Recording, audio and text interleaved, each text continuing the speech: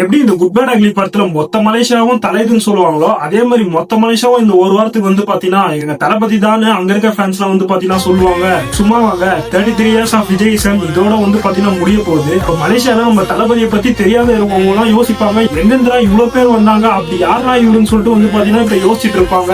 Cinema இண்டஸ்ட்ரிக்குள்ள அவர் வரும்போது கண்ணு சரியில்லை, மூக்கு சரியில்லை, முடி சரியில்லைன்னு சொன்னவங்க எல்லாமே வந்து பாத்தீங்கன்னா இப்போ வந்து பாத்தீங்கன்னா அந்த கிரௌடு மொத்தமே ஒருத்தருக்காக தான் அங்க வந்து பாத்தீங்கன்னா இருக்குது.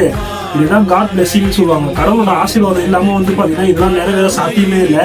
அப்படி நிறைவேறுகிற ஒரு சில ஆட்கள்ல வந்து பாத்தீங்கன்னா நம்ம தளபதியும் ஒருத்தர் தான். எல்லாத்தையும் விட்டு கொடுத்தேன் என் ரசிகர்களுக்கு, என் சினிமா கரியரே வந்து பாத்தீங்கன்னா விட்டு கொடுக்குறேன்னு சொல்லியிருப்பாரு. நம்மளுக்குலாம் அப்போ ஒன்று தோணி இருக்கும், நோ சினிமாவும் பண்ணி நீ அரசியலும் பண்ணுன்னு சொல்லிட்டு. ஆனா அது வந்து பாத்தீங்கன்னா பாசிபிளே இல்லை. ஏதாச்சும் ஒண்ணுத்துலதான் வந்து பாத்தீங்கன்னா ஒரு மனுஷனால கான்சென்ட்ரேட் பண்ண முடியும். ஸோ அவருக்கு என்ன பிடிச்சிருக்கோ அது போகல வந்து பாத்தீங்கன்னா அவரை விடுவோம். அதுலயும் வந்து பாத்தீங்கன்னா நம்ம சப்போர்ட் பண்ணுவோம். எந்த வார்த்தை வந்து பாத்தீங்கன்னா அவர் சொல்லக்கூடாதுன்னு நம்ம நினைச்சோமோ அதே வந்து பாத்தீங்கன்னா அவர் சொல்லியிருப்பாரு, என்னோட கடைசி படம் லிட்டில் பிட் பெயின்ஃபுல்னு சொல்லிட்டு. அது அவருக்கு தான் வந்து பாத்தீங்கன்னா லிட்டில் பிட் பெயின்ஃபுல்லா இருக்கலாம். ஆனா ஃபேன்ஸ் ஆகிய நம்மளுக்கு இல்லை, நம்மளுக்கு தான் தெரியும் நம்மளோட சைல்ட்ஹுட் மெமரிஸை பியூட்டிஃபுல்லா மாத்ததுல ஒன் ஆஃப் த ரீசன் இல்ல, மெயின் ஆஃப் த ரீசனே வந்து பாத்தீங்கன்னா இவரா தான் இருக்கும் நிறைய பேருக்கு. இந்த ஆடியோ லான்ச்ல நம்ம தளபதி தலையை பத்தி ஒண்ணு சொல்லியிருப்பாரு பாருங்க. நண்பர் அஜித்தோட பில்லா படம் கூட வந்து பாத்தீங்கன்னா இந்த மலேசியால தான் ரீலோகேட் ஆச்சுன்னு சொல்லிட்டு அது சொல்லும் போது சத்தம் வந்திருக்கும் பாருங்க. மொத்த மலேசியாவும் வந்து பாத்தீங்கன்னா இவங்க ரெண்டு பேரோட தான். ஒன் லாஸ்ட் டான்ஸ்ன்ற மாதிரி ஒரு லாஸ்ட் அட்வைஸ் ஒன்று சொல்லியிருப்பாரு.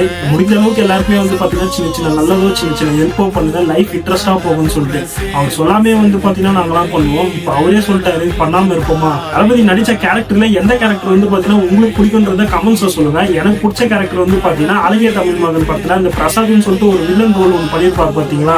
எனக்கு அந்த கேரக்டர் தான் வந்து பாத்தீங்கன்னா பர்சனல் ஃபேவரட்டா இருக்கும். ஏன்னா ஒரு ஹீரோ ஒரு வில்லன் ரோல் பண்றது வந்து அவ்வளவு ஈஸியான விஷயம் இல்ல. ஒரு சிலர் ஆளை மட்டும் தான் நம்ம தமிழ் சினிமால பண்ண முடியும். அப்படியேப்பட்ட ஒரு ஆள் தான் நம்ம தளபதி. ஃபைனலா இந்த கத்தி படத்துல வர யாரோ யாரோ சாங் வந்து பாத்தீங்கன்னா அங்க போட்டிருப்பாங்க. அதுதான் பாடும்போது நமக்கே வந்து பாத்தீங்கன்னா அங்க கண்ணு கலங்கி இருக்கும். அவங்க வந்து பாத்தீங்கன்னா அசால்ட்டா சொல்லிட்டு போயிட்டாரு, நீங்க என்ன ட்ரை பண்ணாலும் நான் அழுவு மட்டும் சொல்லிட்டு. நோ, ஃப்ரீயா உங்க வேலையை பாருங்க, உங்களுக்கு என்ன ஆசையோ அதை நோக்கி நீ ஓடு, நாங்க இருக்கோம். ஒரு சகாப்தம் முடிச்சு போச்சுல, அவ்வளவுதானே நம்மலாம்.